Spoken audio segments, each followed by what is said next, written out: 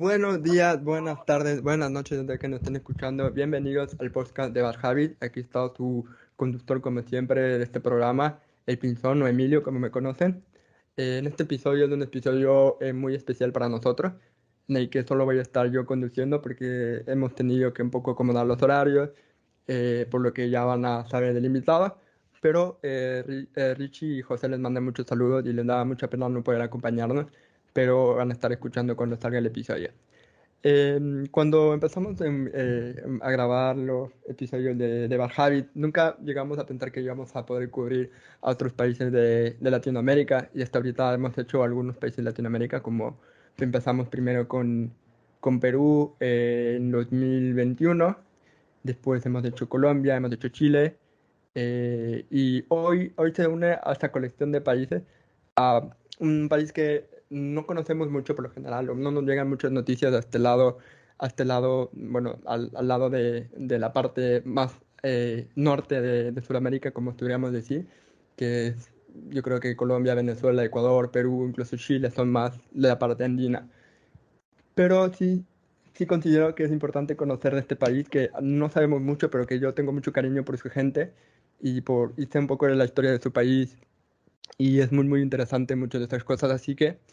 Y también es un país que yo siento que a veces, por los problemas que enfrentan, de lo que vamos a hablar un poco con nuestro invitado, a veces, como, bueno, como realmente como casi todos los países de Latinoamérica, son una especie de reflejo entre nuestros países, nos parecemos muchísimo.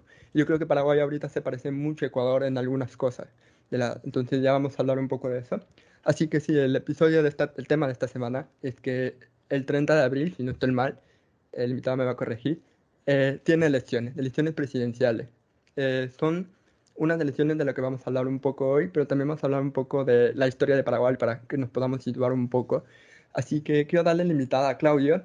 Y Claudio, por favor, preséntate con nuestra audiencia, explícanos un poco de tu historia profesional, de lo que quieras contarnos. Bienvenido. Hola, ¿qué tal? Muchísimas gracias, Emilio, por la invitación. Un saludo muy fuerte a toda la audiencia de toda América Latina y sobre todo de Ecuador, ¿verdad? Que es de donde es sede este podcast. Bueno, soy historiador, soy Claudio Fuentes Armadanz, soy un historiador paraguayo, me dedico a estudiar diversos aspectos de, sobre todo de historia política y de historiografía paraguaya. ¿Verdad? Soy docente universitario en la Universidad Católica y en la Universidad del Norte en Paraguay y también soy miembro de la Academia Paraguaya de la Historia, miembro correspondiente de la Academia Paraguaya de la Historia y miembro del Comité Paraguayo de Ciencias Históricas. A su vez también soy investigador nivel 1 del programa de incentivo a los investigadores, ¿verdad? En el Consejo Nacional de Ciencia y Tecnología, el CONACYT, en Paraguay. Muchas gracias y bueno, investigo, escribo sobre historia y también ocasionalmente, ¿verdad? Respondo preguntas de la prensa, ¿verdad? O respondo preguntas de gente curiosa en redes sociales. Me pueden encontrar en Facebook, en Twitter y en Instagram como Claudio Fuentes Armadanz. Perfecto, Claudio, bienvenido. Y bueno, eres historiador, entonces tenemos que empezar por el principio. Al menos yo estoy investigando un poco más de la historia, ¿no? Y pensaba que por qué punto podemos entrar, y yo creo que un punto que podría incluso ayudarnos a explicar un poco de la historia de Paraguay es la guerra de la Triple Alianza, ¿no? Es una guerra que nosotros no sabemos mucho, pero que es una guerra que entre Argentina, Uruguay, Brasil y Paraguay se conoce mucho. Entonces, ¿nos puedes comentar un poco? No nos va a alcanzar el tiempo para hablar, por ejemplo, de elecciones.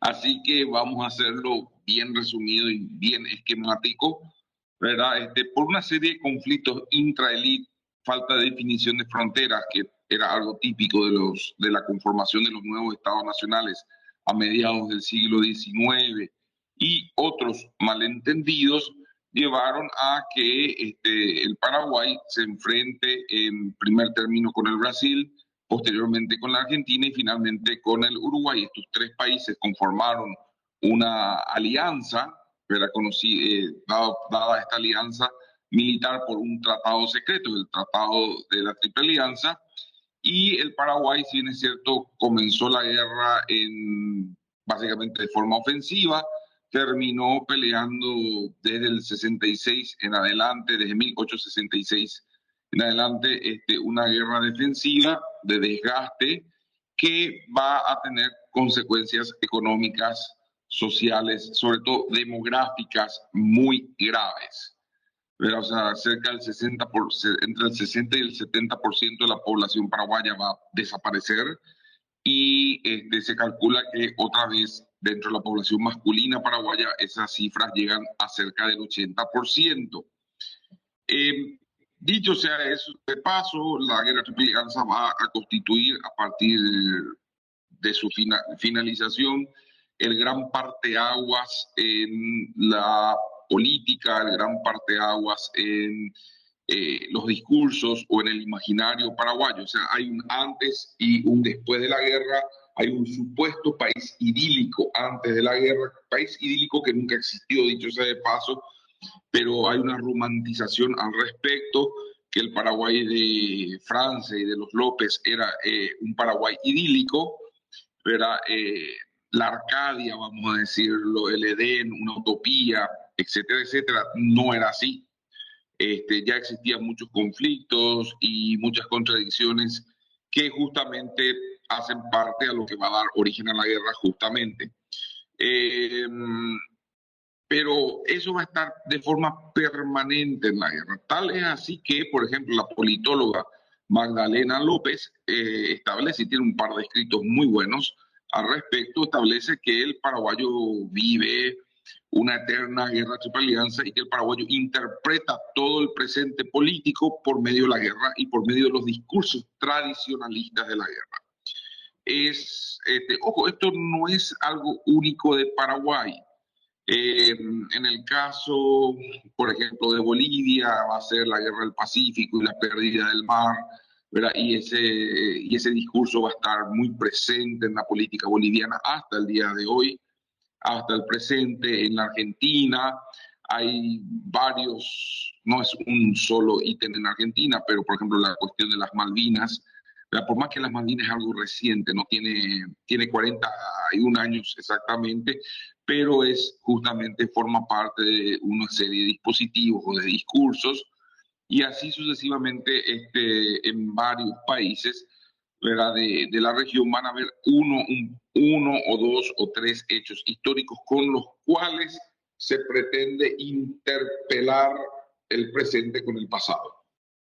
Perfecto. Y otro punto que me parece muy importante mencionar para entender un poco el contexto histórico de Paraguay es obviamente la dictadura militar, ¿no? La dictadura militar que mucha gente no sabe que Paraguay también tuvo una dictadura militar, también por parte de la Operación Cóndor, como la dictadura en Argentina con Videla, la dictadura en Chile con Pinochet. Paraguay también tiene su historia con la dictadura. ¿No pueden hablar un poco de cómo también la dictadura de Stroessner ha influido en la actualidad en Paraguay? Bueno, esa pregunta vale la pena que si retrocedamos un poco. Básicamente hasta 1989, cuando se inicia la apertura democrática, y en Paraguay es preferible llamarle apertura democrática que otra cosa, ¿verdad? Cuando se inicia la apertura democrática en 1989, Paraguay hasta el momento no había tenido democracia a lo largo de sus casi 200 años de historia. Desde 1811 hasta 1989 lo que hubo es una sucesión o de regímenes oligárquicos o de dictaduras, algunas cívicas y otras militares. En el caso de los regímenes oligárquicos, ¿por qué decimos regímenes oligárquicos? Hablamos de regímenes oligárquicos, aquellos gobiernos que pueden simular una institucionalidad liberal o una institucionalidad con arreglo a ciertas reglas o a ciertos rituales supuestamente democráticos, pero que en realidad no lo eran, sino que servían para consolidar una oligarquía o una hegemonía de un partido o de un grupo partidario en el poder. Entonces no es democracia eso tampoco. Es básicamente una oligarquía. Vamos a decirle régimen oligárquico por eso. Y el otro extremo es las dictaduras, que Paraguay las tuvo en el siglo XIX. De hecho, Paraguay es uno de los pocos países en tener un dictador formalmente llamado dictador, que fue el caso de José Gaspar Rodríguez de Francia, siendo que a los dictadores normalmente no les gusta que se les diga dictador, pero José Gaspar Rodríguez de Francia, tanto el tercer Congreso Nacional como el cuarto Congreso Nacional lo nombró con ese título. Era un caso raro de la historia, no sé si de Latinoamérica, de la humanidad, vamos a decirlo, en tiempos contemporáneos. Pero bueno, la dictadura de Alfredo Stroessner es sumamente importante para entender la calidad de la democracia que tiene Paraguay actualmente, ¿verdad? Y para entender los problemas estructurales económicos, sociales, políticos y también culturales. No olvidar, o sea, Stroessner no es puesto por Estados Unidos a diferencia de otras dictaduras como la de Pinochet en Chile o la dictadura de la Junta Militar en Brasil o en Argentina, que hay una participación medio directa de organismos de seguridad de los Estados Unidos. Bueno, Stroessner no. De hecho, los Estados Unidos medio lo miraba a Stroessner sospechosamente, porque en un comienzo Stroessner tenía una cercanía al populismo latinoamericano, específicamente al peronismo, ¿verdad? Sin embargo, una vez derrocado el peronismo, que va a durar, va a ser eso el primer año de gobierno de Stroessner, el peronismo va a ser derrocado, ¿verdad? En 1955, a partir de ahí sí va a comenzar una más estrecha colaboración, ¿verdad? En lo que es doctrina de la seguridad nacional, en lo que es lucha contra el peligro comunista internacional, entre comillas, y Paraguay va a ser un país clave en los años 70 y comienzo de los 80. Paraguay va a ser un país clave del operativo Cóndor, sobre todo porque la policía paraguaya era sumamente eficiente en labores de inteligencia y era sumamente eficiente en guardar todos los documentos, cosa que permitió que mucha gente vaya presa, no en Paraguay lastimosamente. En Paraguay tenemos una deficiencia en arrestar gente implicada en la dictadura, lastimosamente, pero sí en otros lados, porque la documentación del Cóndor, la documentación que se quemó en Chile, se quemó en Argentina, se quemó en Uruguay y se quemó en Brasil, donde hubo procesos de alternancia de la dictadura a la democracia, procesos ordenados. En Paraguay, ese proceso, si bien es cierto, va a ser llevado a cabo por la propia gente de la dictadura, que ese también es otro de los temas. La dictadura cayó, pero por ejemplo el Partido Colorado no cayó. ¿Verdad? O sea, el enclave que apoyaba a Stroessner no cayó, pero sin embargo ellos decidieron no tocar nada. Y va a ser así que 3 años después de la caída de la dictadura, en 1992, se va a descubrir el archivo del terror, que casi íntegramente está resguardado, ¿verdad? Actualmente está resguardado, está digitalizado, puede ser consultado por historiadores, pero también fue muy consultado por juristas a nivel internacional y muchas condenas en otros países se llegaron a cabo por ese archivo. Muy bien, pero volviendo al tema, sí, la dictadura de Stroessner es muy importante para explicar. De hecho, justamente estos 200 años de historia paraguaya, actualmente ya 211 años de historia independiente del Paraguay, 212, perdón, podemos ver que la primera alternancia política, pacífica, electoral, se va a producir recién en el año 2008, cuando cae, después de 61 años, cae el Partido Colorado y se da una breve alternancia política electoral, ¿verdad? Con la victoria en las elecciones nacionales de Fernando Lugo Méndez, ¿verdad? Victoria que va a durar, o sea, gobierno que va a durar poco tiempo, va a durar 4 años, va a haber una polémica porque en el año 2012 va a haber una crisis constitucional, ¿verdad? Algunos llaman juicio político, para otros, ¿verdad? Me incluyo, fue o un juicio político altamente irregular o incluso un golpe de Estado del estilo parlamentario, ¿verdad? O por lo menos en mi entender. ¿verdad? Y el entender de otros politólogos o de otros historiadores. Lo cierto es que Paraguay no tiene, o sea, sí, desde 1989 en adelante tenemos una experiencia electoral, ¿verdad? Con apertura democrática, pero la alternancia real por vía de las urnas pacífica se dio en 2008, se dio en una ocasión. Después en 2013 va a volver otra vez el Partido Colorado al poder. ¿Verdad? Entonces el Partido Colorado, o sea, sacando esos 5 años del 2008 al 2013, sacando esos 5 años, el Partido Colorado estuvo el poder primero 65 años y ahora los últimos 10, perdón, 61 años primero y ahora los últimos 10 años serían casi 71 años casi ininterrumpidos de coloradismo. Para tener un poco claro el Partido Colorado, ¿qué sería un equivalente ideológicamente o cómo se asocia con la figura de la dictadura militar en Paraguay, por ejemplo? Muy bien, muchas gracias. Esa es una muy buena pregunta. Paraguay, junto con Uruguay, junto con los Estados Unidos y junto con Gran Bretaña, son de los países que tienen los partidos políticos más antiguos del mundo en funcionamiento y algunos en función de poder. A ver, en Estados Unidos tenés el Partido Republicano y el Partido Demócrata. De hecho, inspiradores de los dos partidos tradicionales del Paraguay.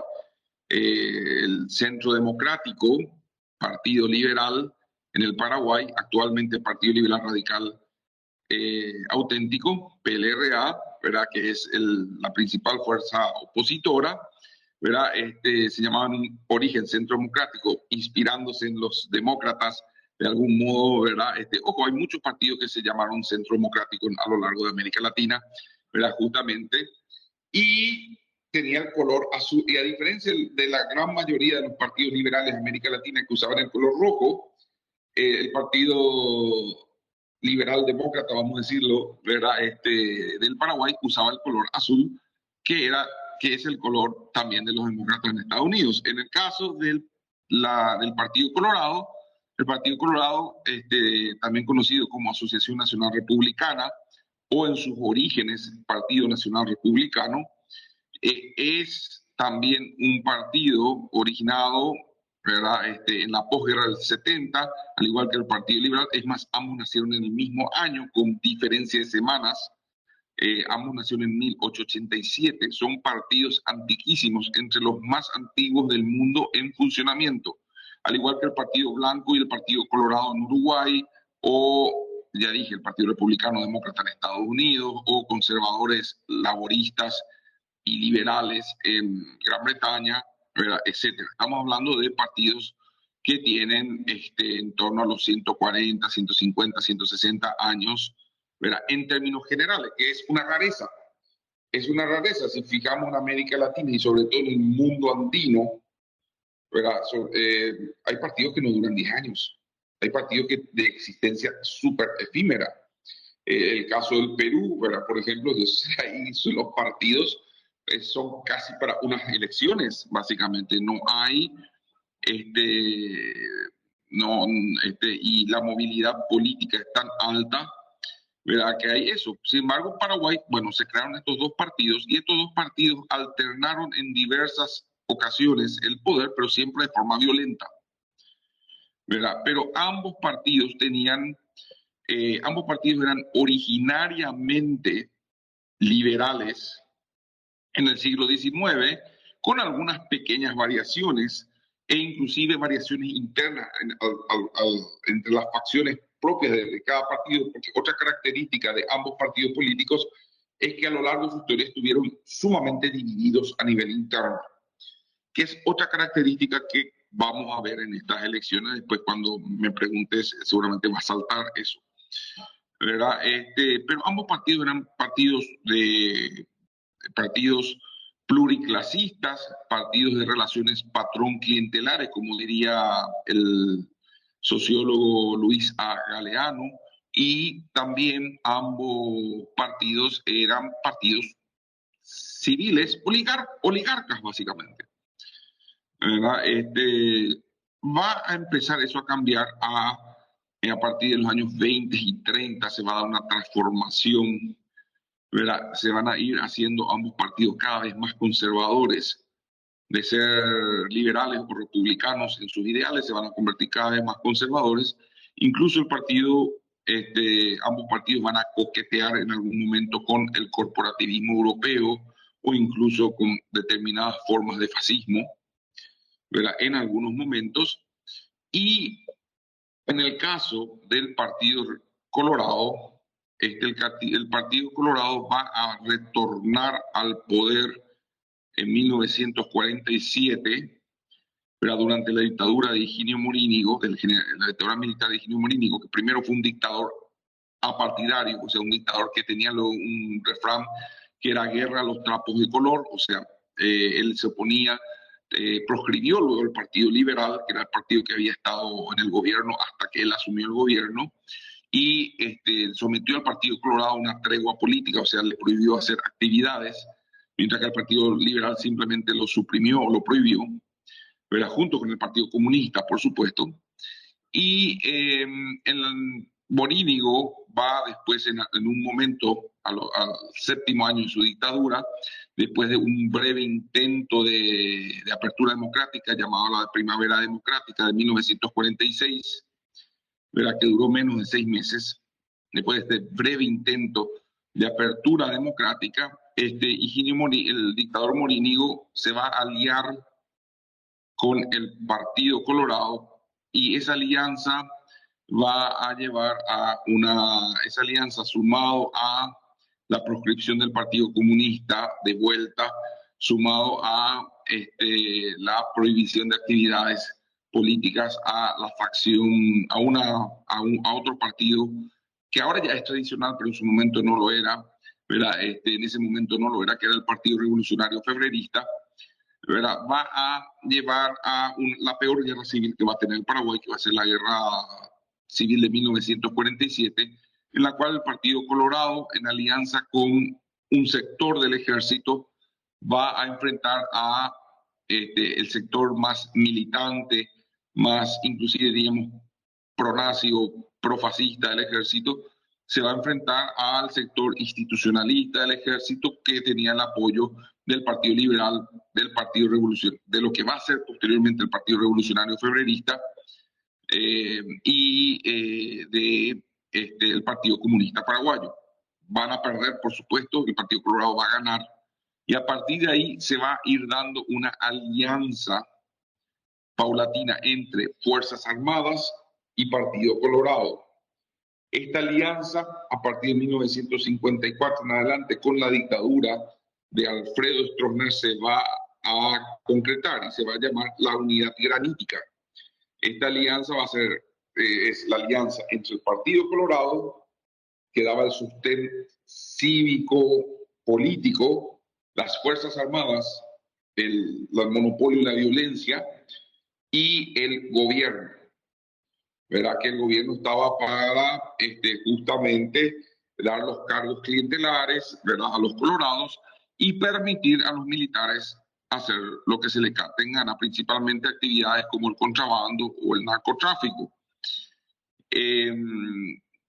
A esta unidad que sostuvo la dictadura de Alfredo Stroessner durante 35 años, una de las dictaduras más largas en América Latina, ¿verdad? Esta unidad se llamaba la unidad granítica y era la unidad de estos tres elementos. Entonces, a partir de ahí es que el Partido Colorado termina de abandonar de alguna forma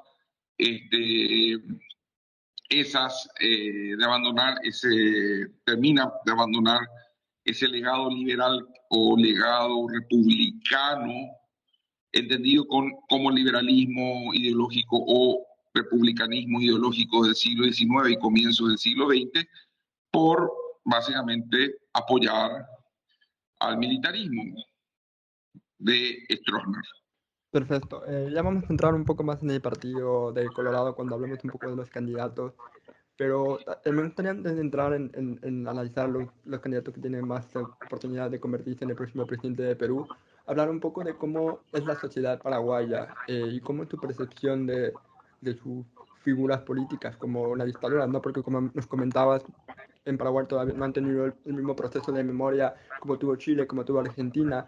Entonces, ¿cuál es esa percepción, esas figuras que sabe Paraguay? ¿Cómo sigue viendo esa imagen de Stronce, por ejemplo? Y cómo es la sociedad de Paraguay? Es una sociedad desigual. Tengo entendido que es una sociedad muy desigual, ¿no? Que está muy fracturada. Me parece Paraguay también algo tiene, muy interesante de que hablar, que Paraguay es uno de los pocos países que mantiene su lengua indígena originaria, algo que no pasa en los demás ujú. países latinoamericanos. Entonces, explícanos un poquito más de cómo es la sociedad paraguaya, cómo todavía mira sus figuras del pasado. Primeramente hay que observar justamente, vamos a ir primero a lo histórico y después vamos a ir a lo social. Eh, la dictadura de Stroessner no es que fue derrocada desde afuera. Eso es primero. No es como la dictadura militar argentina que cayó por sus propias contradicciones, por ejemplo, y que la derrota en Malvinas del 82, sumado a un hastiago, una impopularidad general, va a llevar finalmente a la dictadura militar argentina a abdicar, vamos a decir, ante la lucha cívica y ante la comunidad internacional, abdicar y iniciar el proceso que va a llevar a un retorno de la democracia en Argentina de manos de Raúl Alfonsín. Eso no va a ocurrir en Paraguay. En Paraguay, ¿verdad? Hay una anécdota que no sabemos si es verdad, pero si no es verdad, esta anécdota que voy a comentar no sabemos si es verdad, pero si fuese cierta, explica el espíritu del golpe de Estado que derrocó a Stroessner. Stroessner estuvo un par de días básicamente prisionero en el cuartel de la caballería, era prisionero hasta que es enviado, exiliado al Brasil. Pero recordemos que quien le hace el golpe de Estado a Stroessner, el general Andrés Rodríguez, era su consuegro. O sea, era el padre de la hija que se casó con el hijo de Stroessner, básicamente. O sea, eran parientes políticos, tenían negocios juntos, o sea, el golpe de Estado era desde adentro de la propia dictadura. Y supuestamente el dictador Stroessner, ¿verdad? Que quería observar por televisión, ¿verdad? En la casa que estaba preso en la caballería, quería observar por televisión la transición al mando que se iba a hacer en el Palacio de López, ¿verdad? Al general Rodríguez. Y supuestamente estaba la imagen del palco del Palacio de López y todos los jerarcas alrededor, y ministros y funcionarios alrededor del general Rodríguez, y Stroessner dice, el único que falta soy yo. O sea, lo que quiero decir es, a Stroessner lo derrocó el propio stroessnerismo para salvarse a sí mismo. Es como una hidra que se le corta una cabeza, ¿verdad? O se le corta la cabeza, es una especie de monstruo mitológico que se le corta la cabeza, pero el monstruo no muere. Es más, se regenera la cabeza, ¿verdad? Y se corta la cabeza para salvar al monstruo. ¿Verdad? Entonces, esa es la situación que pasó con la transición democrática en Paraguay o la apertura democrática por el Paraguay. Fue conducida por los mismos militares que estuvieron en la dictadura, fue conducida por el partido político de la dictadura. Y ojo, no estoy haciendo una consideración totalmente negativa del Partido Colorado porque hubo muchos colorados que lucharon contra el doctor Stroessner y colorados que murieron, como el caso de Agustín Goiburu, ¿verdad? El doctor Agustín Goiburu y muchos colorados que fueron desaparecidos y que murieron también luchando contra Stroessner. Pero yo hablo de esa jerarquía partidaria que estuvo a favor de Stroessner. Va a ser la jerarquía partidaria que va a reconducir la democracia.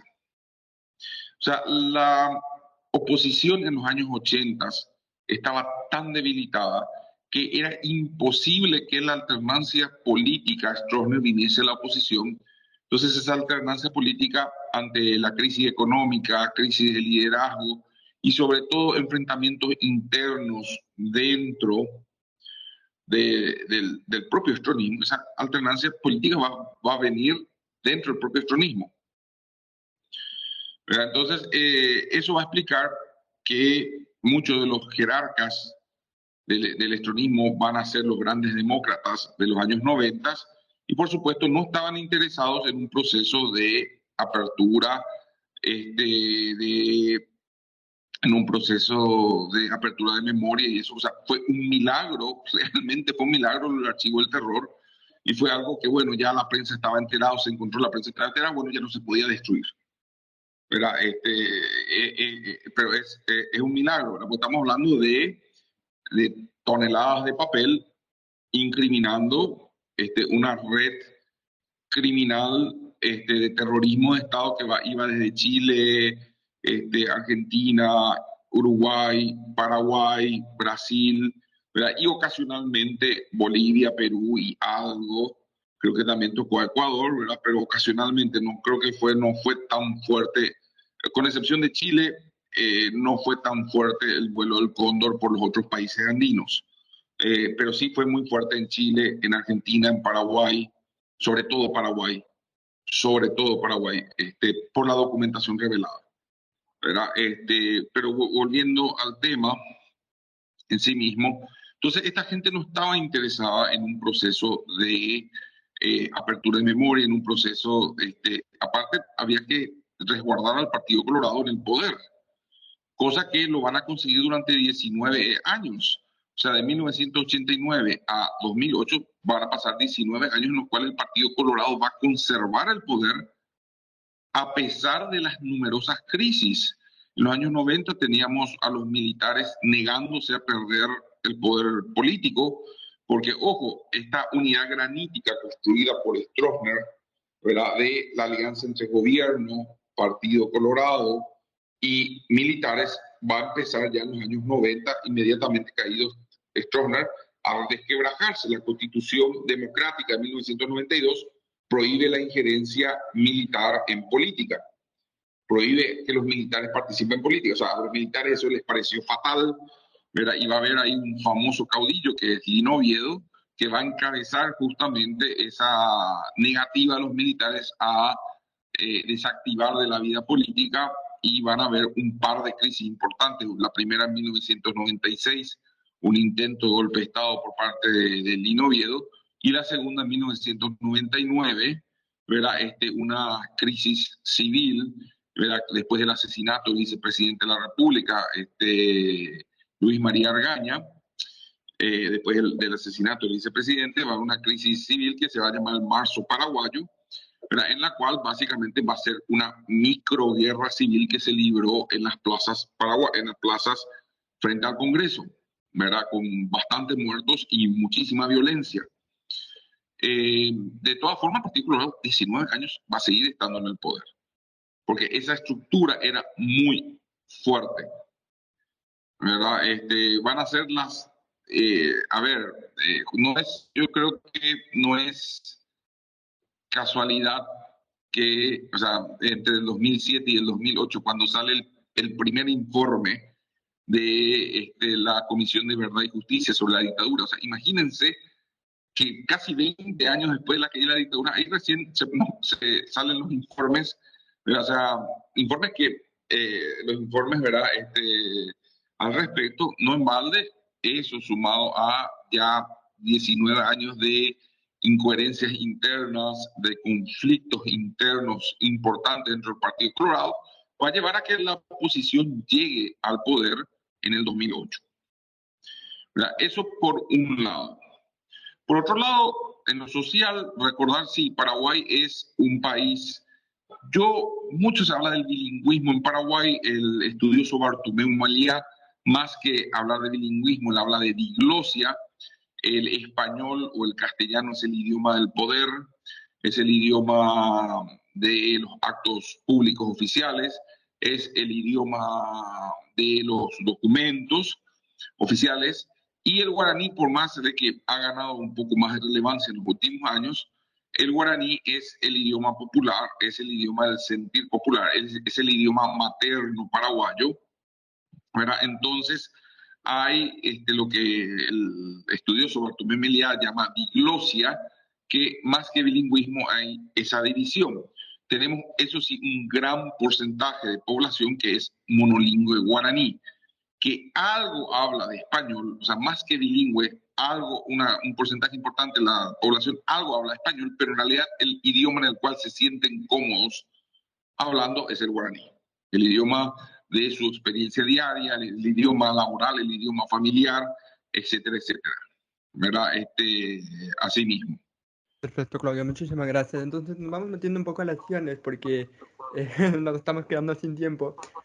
A mí me da mucha curiosidad de que si el Partido Colorado, o sea, pues me van a explicar un poco cómo funciona el sistema de elecciones de Paraguay. Por ejemplo, una de las particularidades que tiene es que un presidente no puede repetir mandato, algo que Sí. no suele ser muy común en otros países, por ejemplo. Porque una sola figura política se eterniza mucho en el poder, algo que en Paraguay no pasa. Entonces, ¿cómo el Partido Colorado ha podido mantenerse tantos años en el poder sin una figura política que esté eternamente? O sea, que son varias caras de un solo partido. Bueno, Y cómo eso ha influido, por ejemplo, han habido muchos escándalos de corrupción, especialmente este último mes, que han atacado y debilitado al Partido Colorado. Entonces, ¿nos puede explicar un poco cómo eso ha influido en la figura de Santiago Peña, que es el candidato del Partido Colorado para estas elecciones? Y cómo se ha logrado esta particularidad, ¿no? De tantas figuras políticas para un solo partido, y cómo logra eso eternizarse. bueno, es muy buena pregunta, pero volvamos al tema de la reelección. Eso es algo sumamente importante. Si bien es cierto, el Partido Colorado siempre tuvo una mayoría interesante en las constituyentes de 1992, muchos dentro del Partido Colorado, pero también toda la oposición estaba de acuerdo con eliminar la figura de la reelección. ¿Qué pasaba? Stroessner utilizó, o sea, la dictadura de Alfredo Stroessner, para entendamos, no fue una dictadura típica de junta, de dictadura militar latinoamericana. Stroessner asimismo se asumió como a ver, las dictaduras de junta son dictaduras militares excepcionales. ¿Qué significa eso? Ante una crisis interna, sea luchar contra el comunismo subversivo, o sea por algún problema de violencia supuesta o luchar contra un enemigo, aunque sea imaginario, pero entonces surge un golpe de Estado, asume una junta militar liderada normalmente por algún general y esa dictadura se asume a sí misma como extraordinaria. O sea, nosotros venimos acá a poner la casa en orden, ¿verdad? Y una vez que pongamos la casa en orden, después de toda la violencia, ¿verdad?, que van a ejercer, va a volver la democracia. O sea, como algo excepcional. Sin embargo, Stroessner es una dictadura sui generis. Stroessner hace el golpe de Estado para derrocar al presidente Federico Chávez, ¿verdad?, pero no asume inmediatamente la presidencia. Pone a un presidente interino. Mientras tanto, Stroessner se candidata a las elecciones para completar el periodo y así Stroessner asume con una legitimidad electoral, por más que esas primeras elecciones eran a candidato único. Stroessner va a repetir ese juego y siempre, primero con la Constitución de 1940 y después con la Constitución, va a crear una nueva Constitución a medida en 1967, va a hacer incluso participar a cierta parte de la oposición legalizada en ese juego. Entonces, cuando venían los observadores internacionales, hay elecciones en Paraguay, de hecho, la oposición participa en las elecciones. Yo no soy un dictador, la dictadura es los vecinos, yo no, yo soy un demócrata, un estadista demócrata. O sea, era un juego perverso. ¿Verdad? Por supuesto, eso había que sumarle fraude electoral, pero también había que sumarle un montón de cosas. Bueno, ¿qué pasó en la Constitución de 1992? Y es muy clara. No se permitirá la reelección bajo ningún caso. Así dice, o sea, bajo ningún caso. Es una de las pocas constituciones del mundo que tiene eso, pero es porque estamos hablando de que tuvimos un presidente que se pasó reeligiéndose durante 35 años. Entonces, y haciendo esa simulación, ¿verdad? Institucional, ¿verdad? Que es propia justamente de los regímenes oligárquicos. Por eso que decimos que la dictadura de Alfredo Stroessner fue una dictadura sui generis. No es la típica dictadura de junta militar. Bueno, ¿qué va a causar esto? Esto va a causar que gran parte de las crisis constitucionales que va a tener Paraguay en el transcurso de los siguientes 30 años van a ser crisis reeleccionarias. Todos los presidentes, o casi todos los presidentes, a partir de 1993 en adelante, van a aspirar a modificar la Constitución y permitir la reelección. Algunos querían modificar la Constitución de forma ilegal, o sea, por una enmienda, cosa que para el tema de la reelección no puede ser por enmienda, tiene que ser por reforma. ¿Cuál es la diferencia de la enmienda? La enmienda la puede pasar el Congreso y ser aprobada en un plebiscito. La reforma tiene que llamarse a unas elecciones, una Convención Nacional Constituyente, y la Convención Nacional Constituyente puede no necesariamente reformar lo que quiera el presidente, sino puede hacer una constitución totalmente desde cero, cosa que no conviene. Entonces, siempre intentaron por la vía ilegal hacer esa reforma constitucional. Esto va a suscitar numerosas, de hecho va a ser una de las causas del debilitamiento del Partido Colorado de forma progresiva, ¿verdad? Y hasta que el Partido Colorado pierde el poder en el 2008. ¿Verdad? Posteriormente, la última gran crisis institucional que tuvimos, que fue la del 31 al 1 de abril, o sea, el 31 de marzo al 1 de abril de 2017, que fue vamos a decirle, el segundo marzo paraguayo, la que se dio la quema del Senado, o sea, el pueblo salió a la calle, ¿verdad?, a oponerse a un nuevo intento, que fue la última vez que se intentó esta cuestión de hacer la enmienda, ¿verdad?, para permitir la reelección. ¿Verdad? La gente salió a las calles y quemaron el Congreso, literalmente se quemó el Congreso, ¿verdad? Entonces, bueno, a partir de ahí ya sí... Claudio, discúlpame la interrupción. El presidente en este entonces era Horacio Cartes, ¿no? Horacio Cartes era el presidente que fue el último presidente en insistir con ese tema de la reelección. El último presidente en insistir en ese tema de la reelección. Uno de los pocos méritos que tiene la desastrosa gestión del presidente actual, que tiene una gestión muy cuestionable, la de Mario Abdo Benítez, Marito, ¿verdad? Tiene una gestión muy cuestionable, muchos aspectos que van, como vos decís, de corrupción o acusaciones de corrupción, mejor dicho, ¿verdad? Hasta ineficiencia, pero una de las pocas cosas rescatables es que Mario Abdo Benítez asumió desde el comienzo que no iba a él ir por la reelección y nunca intentó ir por la reelección. Y parece poco mérito, pero teniendo en cuenta que todos los presidentes colorados, o casi todos los presidentes colorados anteriores, e inclusive no colorados, porque hasta Fernando Lugo amagó ese movimiento en su momento, que va a ser una de las causas indirectas también, una de las causas indirectas de la desconfianza y de la fragmentación de la alianza que lo llevó al poder y que va a llevar a su juicio político también posteriormente. Pero casi todos los presidentes anteriores intentaron ese movimiento reeleccionista. Mario Abdo Benítez no. Mario Benítez, hay que reconocerle, parece pocas cosas, pero es mucho, ¿verdad?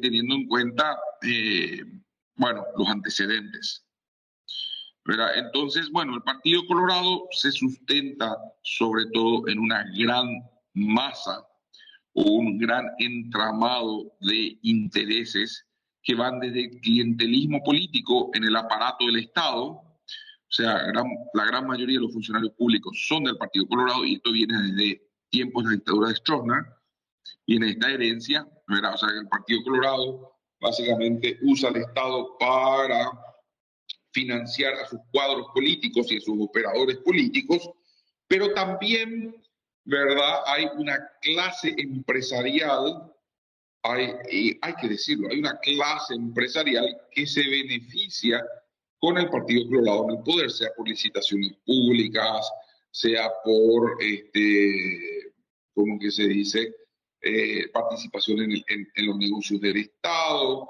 o participación en negocios paraestatales o negocios de alianzas público-privadas, etcétera, etcétera, etcétera. Ahora, entonces, muchas veces las peleas entre determinados grupos internos del Partido Colorado por llegar al poder, bueno, son peleas realmente entre grupos económicos también. Entonces, ese complejo entramado es el que mantiene al Partido Colorado en el poder, ¿verdad? Y es una de las razones por las cuales el Partido Colorado podría conservar eventualmente el poder a pesar de estar sumamente debilitado, ¿verdad? Y sobre todo porque la candidatura actual, ya que hablaste de Santiago Peña, la candidatura actual de Santiago Peña no está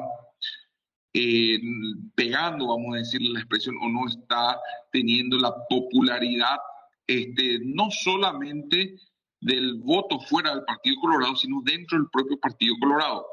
Otra característica del votante colorado es que es muy tradicional. Otra característica del votante colorado es que es muy tradicionalista y ellos normalmente votan por cuadros que tengan una profunda tradición de participación dentro del partido, ¿verdad? O que tengan una trayectoria profunda dentro del partido. Es como que los cuadros colorados hacen carrera política dentro del Partido Colorado, desde abajo para ir subiendo hasta arriba, ¿verdad? El cuestionamiento a Santiago Peña en ese aspecto es que Santiago Peña proviene de una familia liberal, y es más, Santiago Peña estuvo afiliado al Partido Liberal hasta que en 2017 o 2016, no me acuerdo qué año, si era 2016 o 2017, se afilia al Partido Colorado, ¿verdad? Para cuando, creo que 2017, ¿verdad? Para cuando, después del fracasado el intento reeleccionario de Horacio Cartes, ¿verdad? Y él como delfín de Horacio Cartes, ¿verdad? Él tratar de imponerle como candidato, ¿verdad? No va a surgir esa candidatura, va a ganar las internas del Partido Colorado Mario Abdo Benítez, y Mario Abdo Benítez va a ganar las generales por muy poco porcentaje, dicho sea de paso. Efraín Alegre, el candidato, ¿verdad?, de la alianza opositora en aquel momento, y es el candidato ahora de la concertación opositora, ¿verdad?, o del principal grupo opositor, ¿verdad? En ese momento estuvo muy cerca de ganarle a Mario Abdo Benítez. Entonces, las cosas no van a ser sencillas. Cualquiera de los dos principales candidatos puede ganar. Puede ganar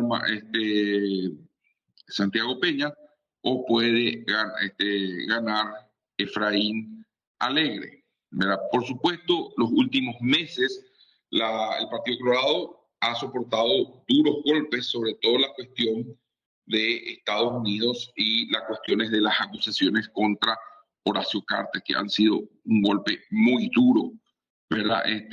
Al Partido Colorado y sobre todo a la credibilidad del Partido Colorado. Justo ahora que ya mencionas al candidato opositor que es Efraín Alegre, que me parece que es una alianza de partidos, según tengo entendido, pero a mí me gustaría que me cuentes cuál crees que son las cosas, los paralelismos, por así decirlo, a la situación de 2008 con Fernando Lugo. ¿Crees que es la misma situación? ¿Qué crees que ha cambiado? Y si es que figuras, porque he estado hablando, haciendo un poco de averiguaciones, y un nombre que sale mucho aparte de Efraín Alegre es su candidata a vicepresidenta, que es Soledad Núñez, y que me parece que incluso tiene un poquito más de importancia, ¿no?, que Efraín. Bueno, ¿Cómo ves la figura de Efraín Alegre? ¿Por qué ha logrado este punto de poder tener opciones de ganar? Y si crees que Paraguay está llegando a la misma situación de 2008 cuando Fernando Lugo pudo ganar al Partido bueno, Colorado. bueno, en 2008 era una situación distinta, ¿verdad? En 2008 era una situación bastante distinta, tanto a nivel regional como tanto a nivel regional como a nivel económico, como a nivel incluso local, hasta anímico, diría. En 2008 había una cierta esperanza, o sea, que la Alianza para el Cambio, que era la alianza que llevó al poder a Fernando Lugo, había una cierta esperanza y como que había anímicamente, había, había algo. Sí hay algo que se repite, que es la profunda división del Partido Colorado y una profunda crisis del Partido Colorado, pero ojo, el Partido Colorado ya ganó elecciones generales con profundas crisis, profunda división, ¿verdad? Después de violencia política, etcétera, etcétera. O sea, el Partido Colorado parece ese auto de carreras que se va desarmando a medida que llega a la meta, pero llega a la meta. ¿Verdad? Como en esas caricaturas, ¿verdad? Que se va perdiendo ruedas, va perdiendo, ¿verdad? Y llega con la carcasa totalmente destruida a la meta, pero llega a la meta. Entonces, el Partido Colorado de que tiene oportunidades de ganar, tiene. Y la oposición también tiene. Las encuestas no son fiables ahora. Justamente mucha gente, Magdalena López, ¿verdad? Marcelo Lacchi, ¿verdad? También un amigo, Carlos Pérez, ¿verdad? Sociólogo. Mucha gente está criticando actualmente las encuestas y cómo se están haciendo las encuestas, ¿verdad? Y no hay no hay las encuestas actuales parecen ser más bien campañas publicitarias, ¿verdad? No voy a entrar en detalle de eso, ¿verdad? O sea, que no son herramientas para nosotros medir la realidad actualmente, eh, pero sí hay posibilidades, ¿verdad? La posición, de que la oposición tiene posibilidades, tiene. Ahora bien, Efraín Alegre llega con cierto desgaste también. Estas van a ser sus terceras elecciones, casi diría las terceras a la vencida. Van a ser las terceras elecciones generales en las cuales él aspira, ¿verdad? A llegar a la presidencia. La primera vez que él intentó llegar a la presidencia fue en 2013, fracasó por la justamente división de la oposición, ¿verdad? Después del golpe de Estado contra Lugo, el golpe parlamentario o juicio político exprés contra Lugo, la oposición se dividió totalmente, entonces Horacio Cartes ganó bastante holgadamente. En 2018, ¿verdad? Se entendió la necesidad de que a pesar de las diferencias y a pesar del desastre que fue la destitución de Lugo en 2012, había que unir fuerzas y se unieron las fuerzas y casi se ganó a Mario Abdo Benítez, casi se ganó, o sea, se estuvo muy cerca de ganar a Mario Abdo Benítez.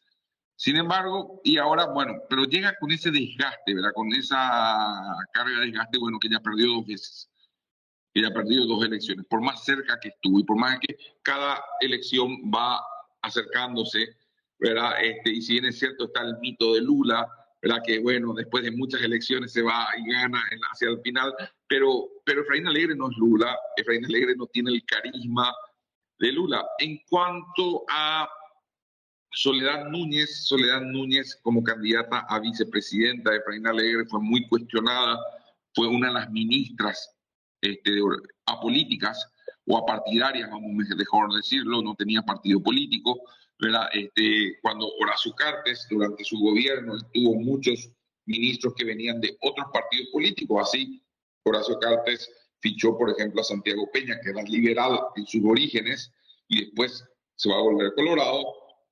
Y bueno, Soledad Núñez fue una de las ministras de Horacio Cartes, tiene una cierta llegada con una clase media, ¿verdad? Que le gusta ese discurso de meritocracia y ese discurso del profesional, pero bueno, más allá de eso, ¿verdad? También creo que mucho de su figura está sobredimensionada, ¿verdad? En cuanto a, bueno, ya hablamos un poco de quién era Santiago Peña, ¿verdad? El vicepresidente Santiago Peña, el candidato que era el anterior presidente del Partido Colorado, que también es un personaje que no es originariamente colorado, sino que, o sea, estamos hablando de Aliana, ¿verdad? Que no es originariamente colorado, viene de otro partido político, el Encuentro Nacional, ¿verdad? Entonces, esa es la situación. Hay también otros candidatos a la presidencia, como el caso de Euclides Acevedo, ¿verdad? El caso de Paraguayo Cubas, ¿verdad? Y inclusive el futbolista José Luis Chilaver, ¿verdad? Está candidatado, hay una decena más de candidatos, pero esos candidatos no tienen oportunidad, o sea, no tienen oportunidad, ¿verdad?, de ganar las elecciones, ¿verdad? Ojo, nos pueden dar alguna sorpresa, quizás llevar algún margen, sacarle algún margen, sea a Efraín o sea a Santiago Peña, pero no lo veo así. No hay ese ambiente de esperanza que había en 2008. Venimos de una pospandemia ya terrible económicamente, con una inflación galopante. Paraguay hace 20 años que no tenía inflación de 2 dígitos. El año pasado por primera vez tuvimos, con la guerra de Ucrania y con las complicaciones posteriores a la pandemia, tuvimos por primera vez en 20 años una inflación de 2 dígitos. ¿Verdad? Sí es cierto, tenemos una moneda relativamente estable, o sea, al guaraní algunos le llaman el pequeño dólar, ¿verdad? Porque si bien es cierto, tiene un alto valor, o sea, se depreció muchísimo el guaraní a lo largo de los 80 años, casi 80 años de existencia que tiene esa moneda, ¿verdad? Sí, 80 años de existencia que tiene esa moneda, casi, ¿verdad?, se depreció bastante, pero igual es la moneda en funcionamiento más antigua de América Latina que no se haya cambiado de denominación. O sea, hay países que cambiaron de moneda y otros, bueno, como Ecuador, dolarizaron directamente, ¿verdad? O sea, no valía la pena ni cambiar la moneda, ¿verdad? Entonces, eso también le da un valor agregado, pero igual, la economía no está bien en el país, no hay esperanzas, no se trata, es como que casi se tratase de que, bueno, hay un espíritu de que sí se quiere hay un fuerte espíritu que sí se quiere alternancia y se ve que la alternancia, la posibilidad está ahí. Hay un hastazgo muy fuerte en contra del partido gobernante, en contra del Partido Colorado, pero también hay recelo en contra de la oposición y no se ve a la oposición tanto como una alternativa de que, bueno, las cosas van a mejorar porque esté la oposición, sino más bien o se quiere castigar al Partido Colorado o se quiere cambiar para simplemente a que haya una alternancia. O sea, ese espíritu del 2008 no lo veo presente. Perfecto, Claudio. Estamos ya llegando casi al final del programa, pero me quedan algunas preguntas que es muy interesante porque esto es lo que estaba averiguando. Paraguay también tiene muchos problemas con el narcotráfico, me parece. Y Sí, me parece que tiene también una larga historia. ¿Nos puedes hablar rapidito de cómo ha influido también el narcotráfico en la historia bueno, política del Paraguay? tengo del Paraguay, bueno, tengo un colega sociólogo que es Carlos Pérez que investiga justamente esos temas. Paraguay en los últimos años pasó de ser un centro de distribución del narcotráfico a ser básicamente un centro de producción. O sea, en Paraguay ya hay laboratorios, en Paraguay ya no es la marihuana lo principal, ¿verdad? Si bien es cierto, se sigue plantando muchísima marihuana, no es la marihuana lo principal es la exportación de cocaína, ¿verdad?, a Europa, ¿verdad?, vía contenedores, ¿verdad?, usando principalmente, ¿verdad?, varios puertos europeos, ¿verdad? Y bueno, esa es la cuestión. O sea, Paraguay se convirtió en un lugar donde no solamente hay narcotráfico, sino lo principal es también es la cuestión del lavado de dinero, la que es la cuestión que la cual está llevando a la crisis al Partido Colorado, sobre todo porque el presidente actual del Partido Colorado y expresidente de la República, Horacio Cartes, está siendo acusado por los Estados Unidos por ser un gran lavador de dinero. ¿Verdad? Sus empresas sufrieron, o sea, Horacio Cartes, él en su persona y en sus empresas sufrieron una serie de, ¿cómo se llama? Sufrieron una serie de sanciones económicas muy fuertes, pero muy, muy fuertes, ¿verdad? Y bueno, esa situación está afectando al Partido Colorado, ¿verdad? Tanto en su organización como en las elecciones, ¿verdad? Y sobre todo porque Horacio Cartes, que era esa figura de atrás que le respaldaba a Santiago Peña, ahora casi ni puede aparecer en público, ¿verdad? Es como que Santiago Peña se quedó de repente huérfano y es como que él sin Horacio Cartes no es nada. Ojo, como la clase empresarial en torno al Partido Colorado es tan grande, pueden venir otros empresarios eventualmente a suplir esa paternidad de Santiago Peña, pero Santiago Peña no, no sé, ¿verdad? Entonces, esa situación, pero Paraguay es un país muy ligado a la cuestión del narcotráfico y ligado a la cuestión del lavado de dinero. Pero también, al mismo tiempo, los Estados Unidos cuidan mucho de Paraguay, porque Paraguay es básicamente uno de los pocos aliados incondicionales en la región. Inclusive cuando Lugo estaba presidente, o sea, cuando supuestamente la izquierda estaba en el poder, supuestamente digo porque Lugo, más que de ser de izquierda, era un centro progresista, y en algunas cosas más bien conservador, inclusive cuando Lugo estaba en el poder, las relaciones con los Estados Unidos eran óptimas. Eh, Paraguay heredó eso de la dictadura de Stroessner y también heredó eso de la transición democrática, ese tutelaje de los Estados Unidos. Ojo, no es que, o sea, no se puede explicar los 35 años de dictadura de Alfredo Stroessner sin el apoyo en determinados momentos económico y financiero, con préstamos, pero también con inteligencia y también con preparación para la represión que fue los Estados Unidos, por ejemplo, con la Escuela de las Américas, con USAID y con otras agencias. Pero entonces, Paraguay tiene esa relación privilegiada con los Estados Unidos, sobre todo teniendo en cuenta que los vecinos del Paraguay mudan constantemente de opinión. O sea, vimos que Argentina y Brasil oscilan entre la derecha o la izquierda, o mejor dicho, entre populismo de izquierda o populismo de a la derecha, ¿verdad? No necesariamente, ¿verdad? Bueno, no podemos calificar a Alberto Fernández, por ejemplo, de Argentina, como izquierda actualmente, no entra en esa categoría. ¿Verdad? O sea, todos los politólogos me van a matar si le trato a Alberto Fernández de izquierda, pero sí más tendiente hacia cierto progresismo, ¿verdad? Vamos a llamarle. Pero bueno, entonces Paraguay oscila en eso, ¿verdad? Y bueno, eso afecta también mucho, ¿verdad? Entonces, esa es la circunstancia. O sea, Paraguay siempre tuvo metido un pie en la ilegalidad y otro en la legalidad. Perfecto, Claudio. Y mi última pregunta respecto a este tema sería, ya gane Efraín Alegre o Santiago Peña, ¿cuál crees que son los retos más importantes que va a tener el próximo presidente de Paraguay de cara aquí a los 5 años de mandato? Bueno, primeramente depende de quién gane, ¿verdad? Si gana Santiago Peña, su reto va a ser negociar porque recordemos, estas elecciones son elecciones generales nacionales, no solamente se elige el presidente y el vicepresidente, se elige también Cámara de Senadores, Cámara de Diputados, y en los diversos departamentos del país se elige también gobernador, gobernadores y junta departamental, ¿verdad? Que sería el cuerpo legislativo de cada departamento del país.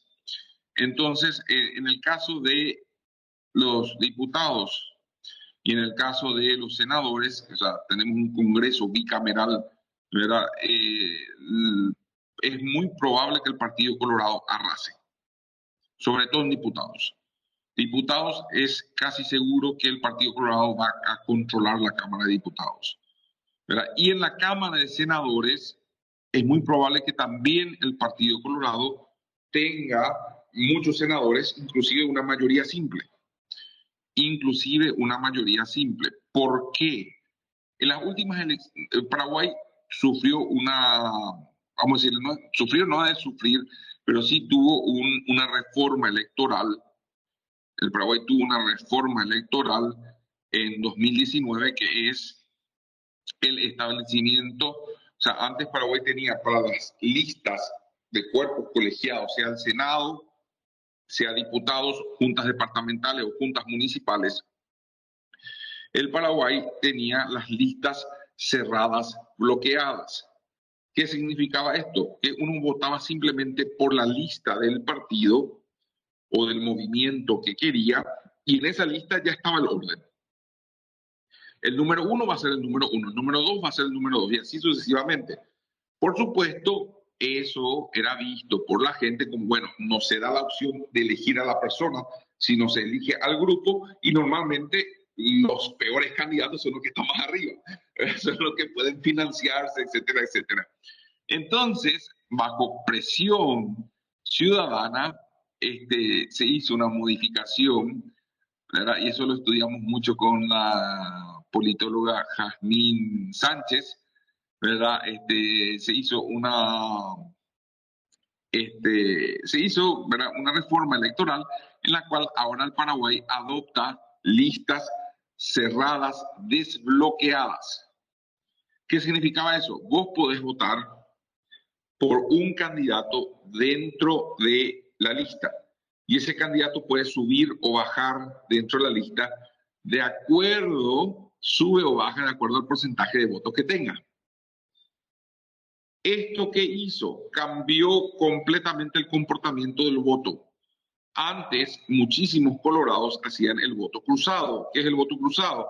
Votaban por presidente al Partido Colorado, sí o sí, pero en el Congreso y en el Senado no les gustaban las opciones de su partido y no sentían que era traición votar a otro partido.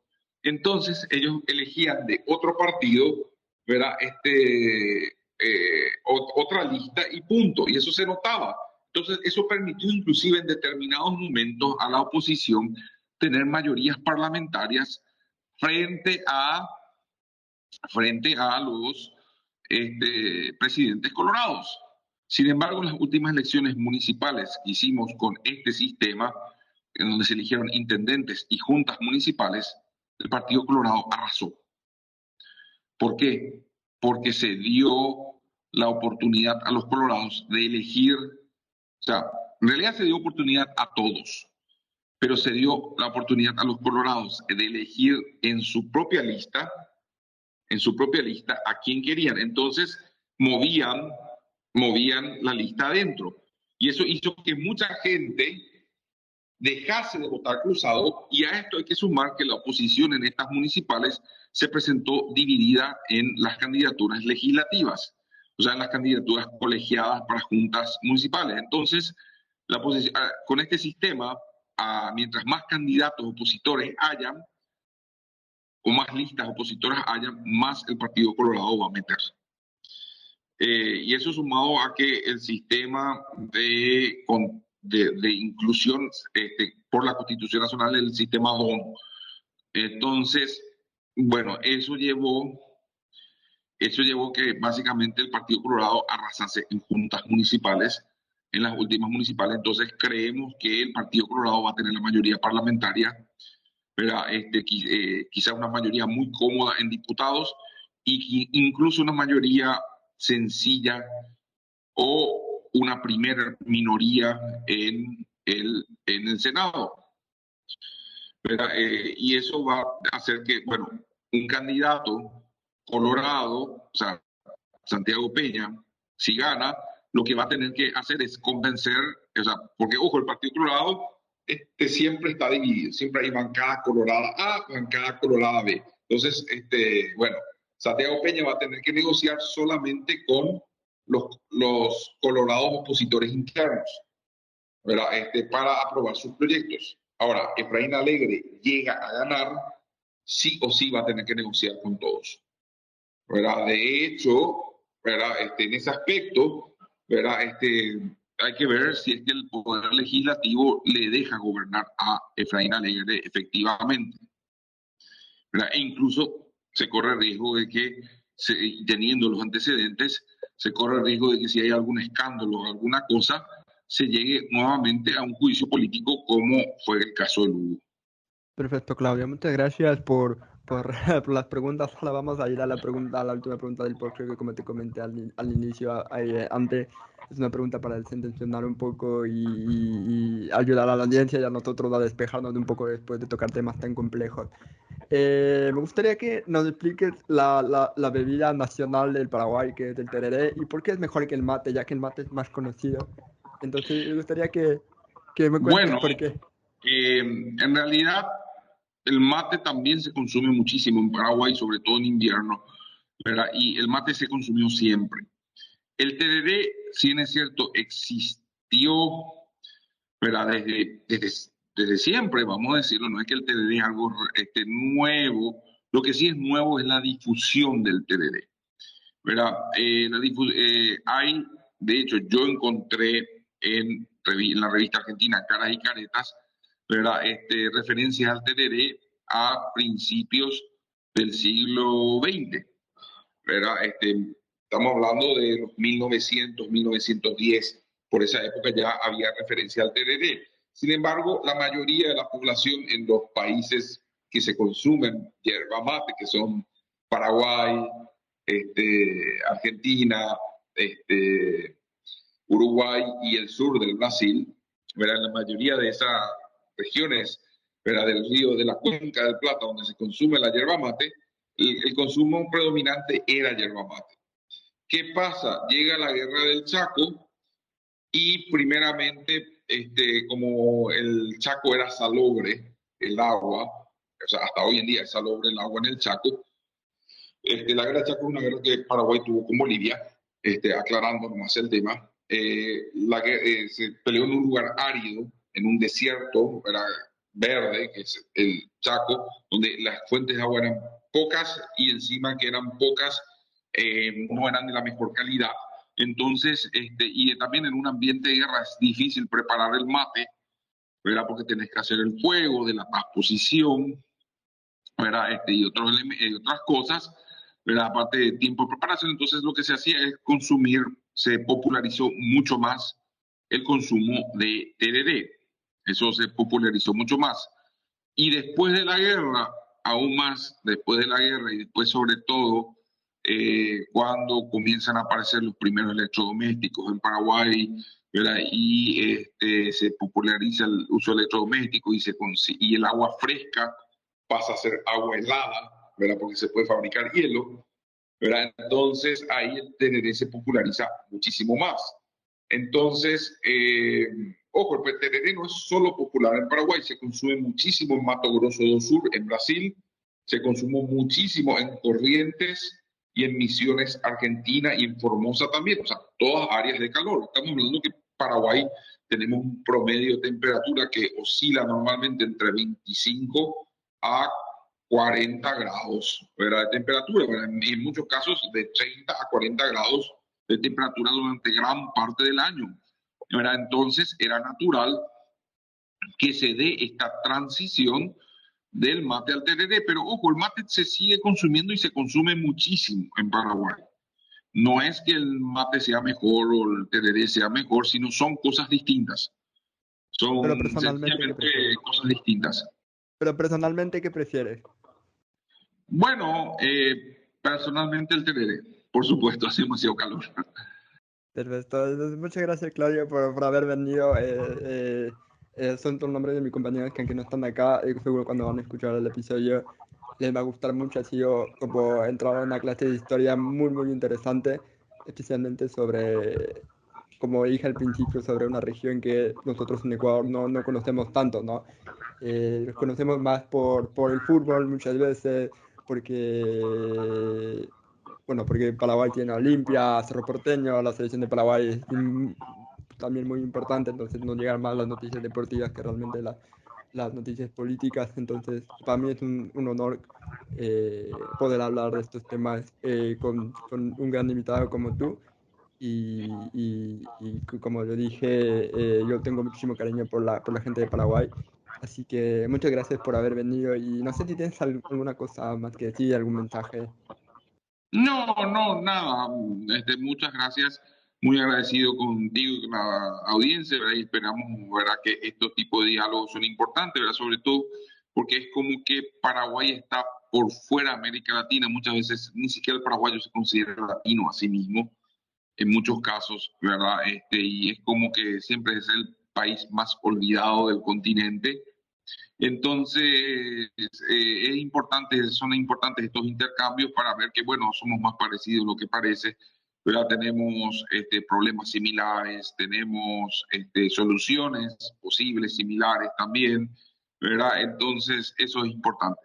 Sí, sí, definitivamente. Nosotros siempre que acabamos un episodio de lecciones o de cubriendo protestas, que cubrimos muchas protestas, siempre acabamos en, wow, qué parecidos somos. Como a verse en un espejo muchas veces, especialmente por lo que yo dije al principio, que la situación del narcotráfico se refleja mucho en Ecuador, lo que está pasando últimamente en Ecuador, que se habla mucho de los problemas de narcotráfico, de sicariato. Entonces yo mientras ya investigando decía, wow, qué parecidos somos, tenemos muchos problemas muy parecidos, pero bueno, extiendo nuevamente el agradecimiento, Claudio, por haber venido. Y eres invitado a volver cuando quieras. Tienes el correo del nuestro, y si quieres hablar de algún tema de Paraguay o lo que sea, siempre puedes contactarnos. Así que estamos muy agradecidos por que hayas venido. Dale, muchísimas gracias, Emilio, y estamos en contacto. Y muchas gracias a la audiencia y nos vemos en la próxima.